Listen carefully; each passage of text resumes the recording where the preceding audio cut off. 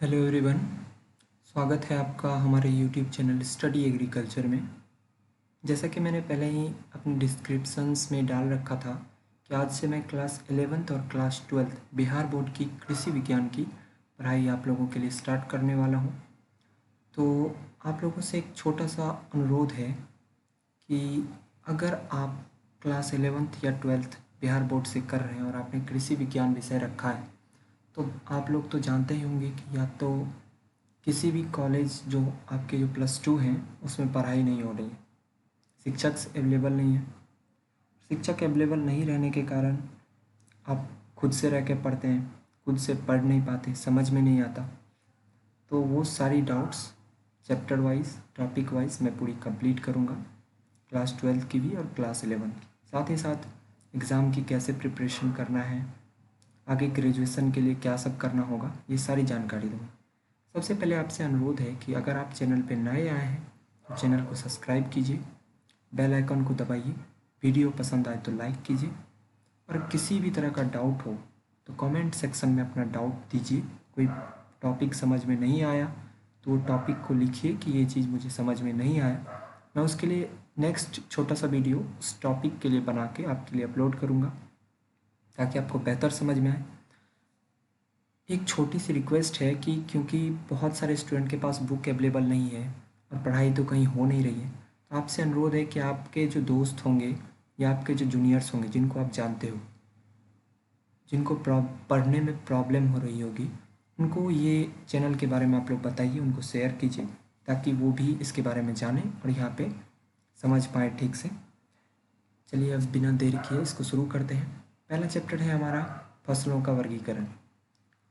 जैसा कि आप लोग जानते हैं कि चैप्टर 7 है इकाई फर्स्ट में क्लास 12th की और उसके बाद 6 है इकाई सेकेंड में, कुल मिलाकर 13 चैप्टर है क्लास 12th में।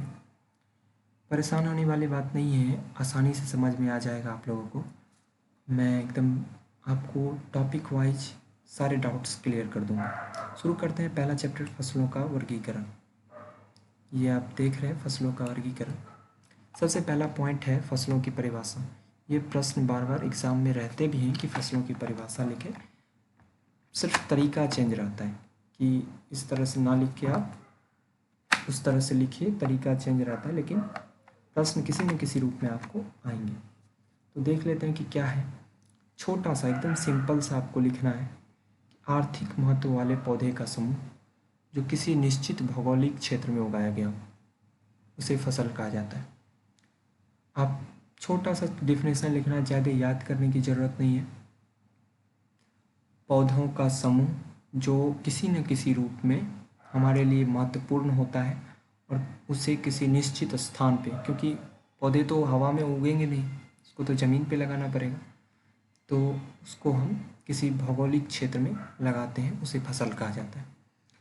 दूसरा पॉइंट है कि फसल का क्या उपयोग है हमारे लिए। तो जैसा कि आप जानते हैं कि फसल से भोजन मिलता है, कपड़ा, ईंधन, लकड़ी, मसाला, उसके बाद रॉ मटेरियल, कच्चा माल मिलता है इंडस्ट्री को, पशु पक्षियों के लिए दाना मिलता है। तो ये है, ये आपको ये बेसिक्स हैं, ये खुद से आपको समझ में कि क्या यूज है फसल का। तो फसल का यूज है कि भाई वो मुझे खाना देता है, सबसे इम्पोर्टेंट। उसके बाद हमारे पशुओं के लिए चारा देता है, लकड़ी देती है हमें, मसाला देती है। उसके बाद सबसे इम्पोर्टेंट कि कच्चा माल हमारे उद्योग के लिए देती है, जैसा कि आप देख रहे हैं कि चाय के उद्योग के लिए देती है, कपड़ा के उद्योग के लिए कॉटन देती है यानी कि कपास देती है, कागज़ के उद्योग के लिए लकड़ी बांस से भी बनती है, और चीनी उद्योग के लिए जो कि आप गन्ना जानते होंगे। एक सबसे इम्पॉर्टेंट पौधे का महत्वपूर्ण कार्य क्या है, अगर क्वेश्चन रहता है तो ये कार्बन डाइऑक्साइड लेती है और ऑक्सीजन हमें देती है। सबसे इम्पॉर्टेंट कि ये ऑक्सीजन देती है। अब आते हैं हम फसलों का वर्गीकरण, उनके जीवन चक्र, उपजने की ऋतु, उपयोग इत्यादि के आधार पर कैसे किया जाएगा। तो सबसे पहले ऋतुओं के आधार पर फसल का वर्गीकरण, जिसे 3 पार्ट में डिवाइड किया गया है।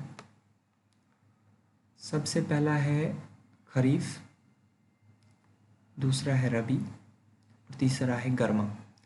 अगर आपके पास बुक हो तो उसको खोल लीजिए, आप बुक खोल के अपना लाइन बाय लाइन टिक लगा लीजिए, जो इम्पोर्टेंट पार्ट है उतना, क्योंकि इतना पढ़ने में आपको समझ में नहीं आता होगा, कोई दिक्कत आती होगी, तो लाइन बाय लाइन आप इसको अपना टिक लगा लीजिए ताकि एग्ज़ाम के टाइम में एक बार रिवीजन करें तो सारा चीज़ याद रहे। ऋतुओं के आधार पे फसल का वर्गीकरण। तो सबसे पहले हम देखेंगे खरीफ ऋतु। खरीफ ऋतु में वातावरण में उच्च तापमान और आर्द्रता पाई जाती है और इसकी रोपाई कब की जाती है, तो जिन क्षेत्रों पे वर्षा आधारित होता है उन जगहों पे जून जुलाई में, और जहाँ पे वर्षा यानी कि जल की अवेलेबिलिटी होती है, उपलब्धता होती है, उन क्षेत्रों में कुछ समय पूर्व यानी कि मई जून में बुआई होती है। एग्जाम्पल के तौर पे धान, मक्का, ज्वार, बाजरा, मूंगफली, उड़द, जूट, कपास, लोबिया इत्यादि इस वर्ग की मुख्य फसलें हैं ये। उसके बाद हम आते हैं रबी। रबी को प्रारंभिक वृद्धि के लिए ठंडी जलवायु की आवश्यकता होती है और कम प्रकाश काल यानी कि सूरज की रोशनी कम समय तक ही चाहिए होती है, लेकिन पकने के लिए इसको अधिक तापमान और अधिक प्रकाश काल की आवश्यकता होती है। ये फसलें अक्टूबर नवंबर में लगाई जाती हैं और उदाहरण के तौर पे गेहूँ, जौ, चना, मटर, सरसों, लाही, आलू, जई, बरसिम इत्यादि। तो आपको सिर्फ याद क्या करना है, ऋतुओं के आधार पे फसल का वर्गीकरण। तो आपको ऋतु तो पता है, जैसे ही क्वेश्चन अगर रहता है कि ऋतुओं के आधार पे फसल का वर्गीकरण करें, तो इतना तो याद रहेगा ना कि खरीफ, रबी और एक गर्मा।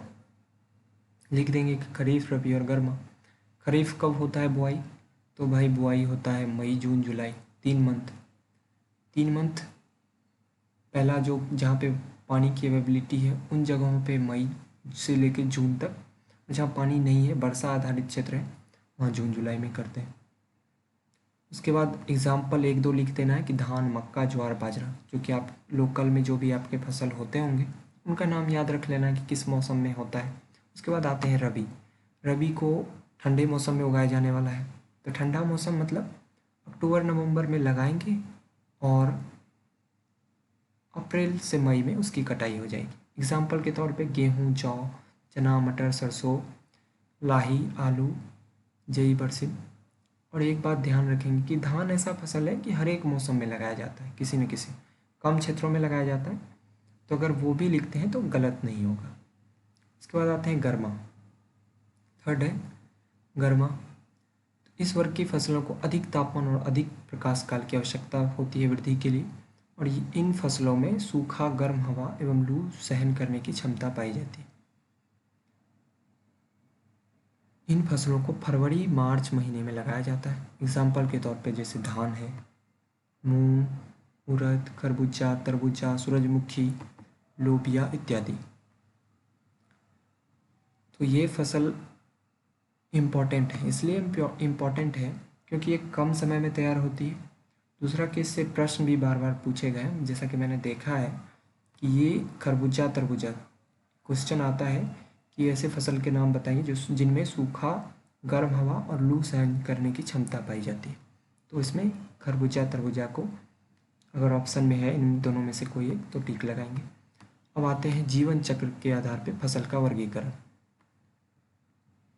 तो जीवन चक्र के आधार पर फसल का वर्गीकरण कैसे होगा जीवन चक्र के आधार पे, तो आप देख सकते हैं कि फसल को वृद्धि में कितना समय लग रहा है उस चीज़ को हम देखेंगे, उसके अनुसार से इसको 3 पार्ट में डिवाइड किया गया है। 3 पार्ट है इसका। पहला है एक वर्षीय फसल, दूसरा है द्विवर्षीय फसल और तीसरा है बहुवर्षीय फसल। एक वर्षीय फसल वैसे फसल को कहा जाता है कि जो 1 साल या उसके अंदर अपना जीवन चक्र को पूरा कर लेते हैं, यानी कि रुपाई से लेके कटाई तक, उसको एक वर्षीय फसल कहते हैं। एग्जाम्पल में जैसे कि धान, गेहूँ, मक्का, ये सारा, मूंग, उड़द, चना, जो भी आपका फसल है, पालक, सरसों इत्यादि। द्विवर्षीय फसल जो कि 2 वर्ष यानी कि प्रथम वर्ष में उसकी वानस्पतिक वृद्धि होती है और दूसरे वर्ष में पौधे में फूल एवं फल, बीज तैयार होते हैं। इस प्रकार ये अपना जीवन चक्र 2 साल में पूरा कर लेती है। एग्जाम्पल में चुकंदर और प्याज, ध्यान रखिएगा 2 ही हैं, चुकंदर और प्याज। बहुवर्षीय, इस वर्ग की फसलें अपना जीवन चक्र 2 साल या इससे अधिक समय में पूरा करती हैं। ये अनेक वर्षों तक जीवित रहती हैं तथा साथ ही 1 वर्षीय फसलें के समान फूल एवं फल तथा बीज तैयार होने के बाद भी इनका जीवन चक्र जारी रहता है, ये रेगुलर रहते हैं। जैसे एग्जाम्पल के तौर पर नेपियर घास और रिज का। आप इसके बारे में जानते होंगे कि इसकी हम ऊपर से कटाई कर लेते हैं, फिर ये जन्म जाता है। मतलब जी, जड़ के पास से एक हाथ ज़मीन से उठा हुआ कटाई कर ले, फिर भी ये हो जाता है। तो ये है। उसके बाद आते हैं आर्थिक महत्व के आधार पर फसलों का वर्गीकरण। आर्थिक महत्व मतलब हमारे जीवन में उसका क्या इम्पोर्टेंस है। जैसे अनाज की फसल होती है, दाल की होती है, दलहनी होती है, पैसे के लिए उगाया जाता है। रेशा वाली फसल होता है, चारा के लिए उगाते हैं। तो उसके आधार पे तो देखेंगे कि पहला है अनाज की फसल या धान्य फसल। तो नाम से ही जानते हैं, समझ में आ गया होगा कि जो अनाज देती है, जैसे धान, गेहूँ, मक्का, जौ, मिलेट्स, मक्का, ज्वार, बाजरा और कुछ छोटी मिलेट्स। तो इसको सिर्फ दिमाग में रखने के लिए कि कौन सा फसल किस में आता है, सब पे ज़्यादा सीरियस नहीं होना है, क्योंकि इन सब से एक एक आध मार्क्स का यानी कि 1 मार्क्स का आपको MCQ में क्वेश्चन रहता है। तो आपको सिर्फ वीडियो देख रहे हैं, बस इतना याद रखना है, बस ये इसमें आता है, ये इसमें आता है, और ये कॉमन सेंस का है। उसके बाद आते हैं कि दलहन फसलें। दलहनी फसलें ऐसे फसल होते हैं जो जैसे कि दाल, जिसको प्रोटीन का मुख्य स्रोत है। तो ये नाम से ही कि दाल वाली जो फसल होगी तो दलहनी फसल है। उसके बाद दलहन फसल, दलहनी फसल का इसके अंतर्गत वो आएंगे जो कि और दलहनी है और कुछ दलहनी भी है, जिससे कि तेल प्राप्त होता है। मेन है इसका तेल, तो राई, सरसों, तीसी, कुसुम, सोयाबीन, अंडी का तेल होता है, सूरजमुखी का होता है। ये आप में से बहुत लोगों को पता होगा, सिंपल है। उसके बाद है रेशा वाली। ये थोड़ा अजीब लगता हो कि रेशा वाली फसल क्या होता है। रेशा मतलब फाइबर्स। रेशा हो गया जिससे हम कपड़ा, रस्सी का वो धागा होता है ना, बस रेशा वही है। तो रेशा वाली फसल हो गया जिससे कपड़ा, रस्सा, बोरा, टाट आदि प्राप्त होता है। एग्जाम्पल कपास, जूट, पटसन, सनई, सारे जो रेशा वाली फसल है। आप में से बहुत लोग जूट के बारे में जानते होंगे, बहुत लोग कपास के बारे में। पटसन, सनई, जूट का ही पटसन और सनई जूट के ही प्रकार है। चारे की फसलें तो ये पहले भी पता है, रिचका, लोबिया, नेपियर घास, मक्का भी है, बाजरा, कुल्थी, ये सब। इसके बाद सरकरा की फसलें। सरकरा की फसलें मतलब ऐसे फसलें जिनमें सरकरा पाई जाती है। मेन इसमें है गन्ना, चुकंदर, जिससे चीनी तैयार हो जाता है। उसके बाद है सब्जी वाले, तो जितने भी सब्जी की फसल है वो इसके अंतर्गत आएंगी। बैगन हो गया, आलू, प्याज, भिंडी, परवल, ये जो भी है, आपको जो भी नाम याद हो सारे सब्जी में आएंगे। बहुत सब्जी में ऐसे फसल भी आएंगी जो मसाले में आते हैं, लेकिन उससे कंफ्यूज नहीं होना है। वो उसमें आप अगर रहता है तो उसमें लिख सकते हैं, गलत नहीं होगा। अब उत्तेजक फसलें, उत्तेजक नाम है जिसमें उत्तेजित करने वाला फसल, जिससे हमारे शरीर को उत्तेजना आती है। तो जैसे तंबाकू, चाय, कॉफ़ी इत्यादि, ये हमारे शरीर को उत्तेजना प्रदान करती है, स्फूर्ति प्रदान करती है। इसके बाद है जड़ तथा कंद वाली फसलें। जड़ कंद वाली फसलें जिनका परिवर्तित जड़ तथा तना खाने के रूप में उपयोग होता है। ऐसा फसल जिसका तना को हम खाने के, जड़ या तना को खाने के रूप में प्रयोग करते हैं। तो आलू, शकरकंद, चुकंदर, गाजर, मूली, शलजम इत्यादि। अब मसाला की फसलें, तो मसाला की फसलें बहुत लोगों को बहुत कुछ याद होगा। धनिया है, सौंफ, इलायची है, हल्दी, अदरक है, मेथी है, प्याज, लहसुन, तेजपत्ता। तो इसका उपयोग क्या है, तो खुशबू के लिए किया जाता है, सब्जी में टेस्ट के लिए किया जाता है, अचार के लिए तैयार करने के लिए, पकवान बनाने के लिए। तो ये आप अपने अनुसार, अगर एक लाइन में क्वेश्चन है कि मसाला वाली फसलों का जिक्र करें, तो मसाला वाली फसल का क्या उपयोग है। खुशबू के लिए मसाला, स्वाद के लिए मसाला, सब्जी के लिए, अचार के लिए, पकवान बनाने के लिए। और कौन 1-2 एग्जाम्पल दे देना, तो आपको 2 मार्क्स के होंगे तो आराम से मिल जाएंगे। अब है औषधि वाले फसलें। अब औषधि वाले फसलें नाम है तो मेडिसिनल प्लांट, जिससे दवाइयाँ बनती हैं। सबसे इम्पोर्टेंट जो घर घर में अवेलेबल है, तुलसी का पौधा। एक नाम भी याद है, तुलसी का पौधा। उसके बाद आंवला के बारे में जानते होंगे, जिसको हम लोग धात्रिक भी बोलते हैं। 2 नाम बहुत इम्पोर्टेंट।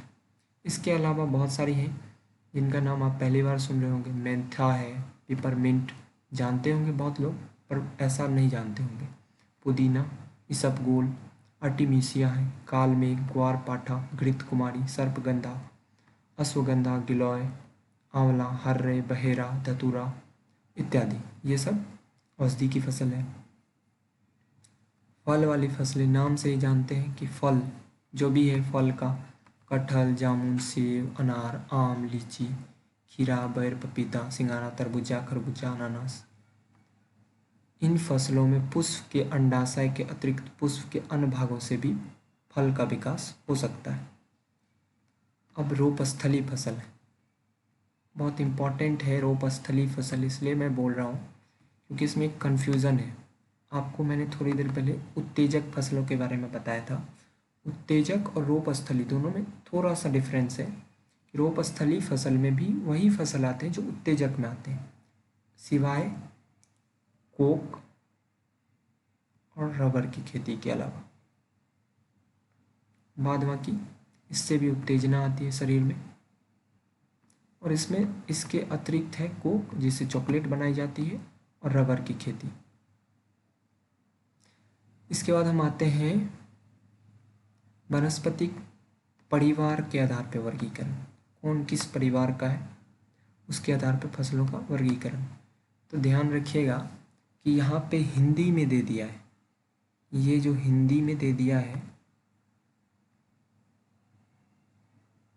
सभी फसल का हिंदी में दिया हुआ है, घास परिवार, दलहन परिवार, सरसों परिवार। ये लिखने से आपको एग्ज़ाम में मार्क्स नहीं मिलेंगे। अगर आपको किसी परिवार के बॉटनिकल नेम्स उनका नाम लिखना है तो आपको ये जो इंग्लिश में है ये लिखेंगे, इंग्लिश वाले को हिंदी में आप लिखिए। जैसे E4BAC फैमिली है सबसे नीचे, तो आपको लिखना होगा हिंदी में E4BAC, ना कि रेडी या अंडी परिवार। ये लागू नहीं होता है, ये सिर्फ टिक लगाने के लिए, आपको समझने के लिए है, आपको लिखना पड़ेगा यही। आप उससे किसी तरह का कोई कंप्रोमाइज़ नहीं कर पाएंगे क्योंकि ये लिखने का तरीका नहीं है बॉटनिकल नेम्स। आते हैं हम, सबसे पहला है घास परिवार। घास परिवार के अंतर्गत जितने भी घास वाली फसल, चाहे धान, गेहूँ, ज्वार, मक्का, बाजरा, गन्ना, वो सारी आ जाती हैं। दलहनी परिवार में दलहन वाली फसलें आ जाती हैं। तो घास परिवार को ग्रामिनेसी फैमिली कहा जाता है, ध्यान रखिएगा। दलहन परिवार को लेगुमिनेसी फैमिली कहा जाता है। लेग्यूम मीन्स दाल, लेगुमिनेसी फैमिली। सरसों परिवार कुर्सी फैरी फैमिली, कुर्सी फैरी इसके अंतर्गत आता है। सरसों, राई, तोरी मुख्य फसल है। मालवियसी फैमिली कपास, जिसको हम कॉटन भी कहते हैं। रुई, जिससे रुई जो आप जानते होंगे कपास, और पटसन इसकी है। सोलेनेसी फैमिली आलू, इसके अंतर्गत आलू, टमाटर, बैगन, तंबाकू मुख्य फसल है। इससे क्वेश्चन रहते हैं, लेकिन ये जो टॉपिक है ये काफ़ी इम्पोर्टेंट है। आपको आगे बहुत सारे चैप्टर्स हैं जो कि आप इकाई 2 में जाएंगे तो वो सिर्फ और सिर्फ इसी पे आधारित है। तो इसको आपको थोड़ा ध्यान से बस दिमाग में रखना है कि कौन सा फसल किस फैमिली का है, तो इसको याद करेंगे ये इंग्लिश वाला नाम को। इसके बाद जूट परिवार, तिलियेसी फैमिली, इसके अंतर्गत जूट आता है। लिनेयेसी फैमिली असली परिवार, इसके अंतर्गत असली या तीसी आता है। कंपोजिट फैमिली सूरजमुखी परिवार, इसके अंतर्गत सूरजमुखी आता है। E4BAC फैमिली, इसके अंतर्गत अंडी आता है, ये ध्यान रखेंगे। उसके बाद है चुकंदर परिवार, तो चुकंदर परिवार को चेनोपोडियेसी फैमिली कहा जाता है। इस परिवार का प्रधान फसल है चुकंदर। कद्दू परिवार कुकर बिटेसी फैमिली, इसके अंतर्गत जितने भी खीरा, ककड़ी, करेला, खरबूजा ये सारी फसल इसके अंतर्गत आती है। प्याज परिवार लिलियेसी फैमिली, प्याज, लहसुन स्कूल की मुख्य फसल है। गाजर परिवार अम्बिलिफेरी फैमिली, इसके अंतर्गत गाजर, सौंफ, जीरा, धनिया मुख्य फसल है। तो ये है, इसको आपको थोड़ा सा ध्यान से याद करना है। उधर तो सब समझने वाला है, ये आपको कौन सा किस परिवार का बॉटनिकल नेम्स, उसका जो वनस्पतिक नाम है उसको याद करना है। इसके बाद आते हैं फसल के विशेष उपयोग के आधार पर वर्गीकरण। फसल की क्या उपयोगिता है उसके आधार पर वर्गीकरण, इसमें से भी क्वेश्चन रहते हैं 2 मार्क्स वाले। तो हम देखते हैं कि क्या है। सबसे पहला है नकदी फसलें। नकदी यानी कि जिससे नगद पैसा प्राप्त होता है, यानी कि हमको कॉमर्शियल यूज, बेच के तुरंत धन कमा सकते हैं। सबसे इम्पोर्टेंट उसमें अगर आपको ऑप्शन है तो ध्यान रखिएगा, तंबाकू और मिर्च। इसके बाद आलू, गन्ना, कपास। इसके बाद है अंतर्वर्ती फसलें, कैच क्रॉप। ये कैच क्रॉप ऐसी फसल है जो कि आकस्मिक रूप से कोई फसल अगर असिद्ध हो जाती है, सही से नहीं हो पाया, तो बीच में लगा देंगे। कि जैसे कि अक्टूबर नवंबर में मैंने फसल लगाया और वो सही से ख़राब हो गया, नहीं हो रहा है, तो बीच में गर्मा लगा देंगे। तो उस समय में जैसे कि बीच में मूंग लगा देंगे तो वो कम समय में तैयार हो जाता है, और नेक्स्ट जो आने वाला जून जुलाई तक में, मई जून तक में वो तैयार हो जाएगा, तो उस फसल को पकड़ लेंगे।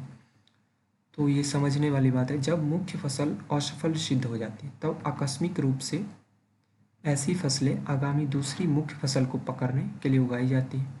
बुआई के बीच किसी कारण खेत अधिक समय तक खाली रहता है तो उस बीच कम अवधि में तेजी से तैयार होने वाली फसलों को उगाया जाता है, जिसे ही अंतर्वर्ती फसल कहते हैं। बस इतना याद रखिएगा कि बुआई के समय किसी कारण खेत अधिक समय तक खाली रह जाता है। अगर बुआई अक्टूबर नवंबर में करनी थी, नहीं कर पाए, खेत खाली रह गया, तो ऐसी स्थिति में हम ये जो फसल लगाते हैं, मूंग, उड़द, सावा, चीना, तोरी इत्यादि, इसको अंतर्वर्ती फसल कहते हैं। अब सुरक्षा सीमा रोधी, नाम से ही वर्णित है कि जो हमारे फसलों को हवा से, जीव जंतु से, गाय भैंस माल, इससे सुरक्षा प्रदान करती है, बॉर्डर का रूप करती है। तो कुछ फसलें खेत के बॉर्डर सीमा के रूप में या जंतुओं से सुरक्षा के लिए उगाई जाती है, जैसे कि कुसुम। ये फसलें प्रायः कांटेदार, इसमें कांटा लगा होता है। चने के खेत के चारों ओर कुसुम इसी उद्देश्य से लगाई जाती है। इसके बाद कीट आकर्षक फसलें, इसका भी मुख्य उद्देश्य है कि ये फसल पे कीट जो आक्रमण करेंगे तो उसके चारों ओर ये फसल अगर लगा दी जाए तो कीट फसल पे ना आक्रमण करके इसके ऊपर आक्रमण करें, क्योंकि ये कीट को अपने ओर आकर्षित करते हैं, गहरे रंग के होते हैं तो अपने ओर आकर्षित करते हैं और उन्हें फंसाते हैं। तो मुख्य फसल को कीटों से बचाने के लिए ऐसी फसलों को चारों तरफ लगाया जाता है, जैसे परजीवी खरपतवार या कीट पतंगा को फंसाया जाता है जिस पर मुख्य फसल वाली कीड़े आक्रमण करते हो। मुख्य फसल कपास के चारों तरफ भिंडी लगाकर कॉटन रेड बग का नियंत्रण करना, ये कीट है, इसके नियंत्रण के लिए कपास के चारों तरफ भिंडी लगाई जाती है। तंबाकू में ऑर्गेनिक का, उसके बाद आलू परिवार के पौधे द्वारा नियंत्रण, मिर्च में मिर्च लगाकर, लाल गेंदा फूल के पौधे द्वारा, फूल गोभी में डायमंड बैक मोथ का नियंत्रण। यहाँ देखिएगा आलू परिवार है, सोलिनेसी फैमिली के अंतर्गत मिर्च आता है, तो मिर्च के पौधे को तंबाकू में ऑर्गेनिक से बचाव के लिए लगाया जाता है। आवरण फसलें हैं, कवर क्रॉप, ये क्या करती है, मिट्टी को कवर करती है। मिट्टी को कवर मतलब अगर बारिश से मिट्टी बह रही है तो उसको बचा सकती है। तो इस प्रकार की फसलें भूमि को अच्छी तरह से ढक देती है, जिससे पानी और हवा से होने वाली क्षरण या अपर्दन से बचाव हो जाता है मिट्टी को। ऐसी फसलों की वानस्पतिक वृद्धि तेजी से होती है और मिट्टी में एक कवर बना लेती है, आवरण बना लेती है। इसकी जड़ें मिट्टी में जाल की तरह फैली होती है, जिससे वर्षा एवं हवा के कारण मिट्टी का कटाव नहीं होता है। एग्जाम्पल मूंग, उड़द, सोयाबीन, लोबिया, मूंगफली, शकरकंद, पैराघास। अब है ऊर्जा वाली फसलें। ऊर्जा वाली फसलें ऐसी फसलें हैं जो ऊर्जा प्रदान करती हैं, ध्यान रखिएगा, ऐसी फसलें जो ऊर्जा प्रदान करती हैं। एक मिनट। ऊर्जा प्रदान करती हैं किस अर्थ में, तो तरल ऊर्जा प्रदान करती है, जैसे कि अल्कोहल, शराब हो गया, इथेनॉल खेती के लिए किया जाता है। तो जोटरोफा, मक्का, आलू, टोपियोका और गन्ना, इससे हम अल्कोहल बना सकते हैं, शराब इससे हम बना सकते हैं। अब है कास्ट फसलें, वुड वाली, लकड़ी वाली फसलें। तो ऐसे फसल जो मुझे लकड़ी देती है, तो उसके लिए तो शीशम है, साल है, सागवान, गम्हार, कटहल, आम है, जामुन है, और बहुत सारे हैं जो जिनके बारे में आप जानते हो। इनका उपयोग किस चीज़ के लिए होता है? ईंधन के लिए होता है, फर्नीचर, भवन, कागज़ के लिए होता है, फाइबर के लिए होता है, तेल के लिए, साबुन के लिए, पशु आहार के लिए, और भी बहुत सारे उपयोग हैं। इसके बाद हम आते हैं हरी खाद की फसलें, ग्रीन मैन्योर्स। तो इसमें तो नाम से ही हरी खाद, मूंग, ढैंचा, उड़द, सनई, लोबिया, इसका काम क्या है? नाइट्रोजन को मिट्टी में मिट्टी को उपलब्ध कराने के लिए इसका उपयोग किया जाता है। इसमें काफ़ी मात्रा में नाइट्रोजन की मात्रा पाई जाती है, तो इस फसल को इसी नाइट्रोजन के लिए ही लगाया जाता है। अब फसलों की पारिस्थितिकी के आधार पर वर्गीकरण है। परिस्थिति यानी कि इकोलॉजी, कि पौधे की बाहरी एवं आंतरिक संरचना पर उनके वातावरण का क्या प्रभाव पड़ता है। पौधे में स्वयं को वातावरण में समायोजन करने की समर्थता होती है, जिसे अनुकूलन कहते हैं। यानी कि किसी भी क्षेत्र में पौधा अपने आप को एडॉप्ट कर पा रहा है, जीवित रह पा रहा है या नहीं। अगर यहाँ कोई फसल गर्मी में होता है और उसको हम कश्मीर में उगाएंगे, यानी कि धान गेहूँ को अगर हम कश्मीर में जाके उगाएंगे तो वो बिल्कुल नहीं होगा।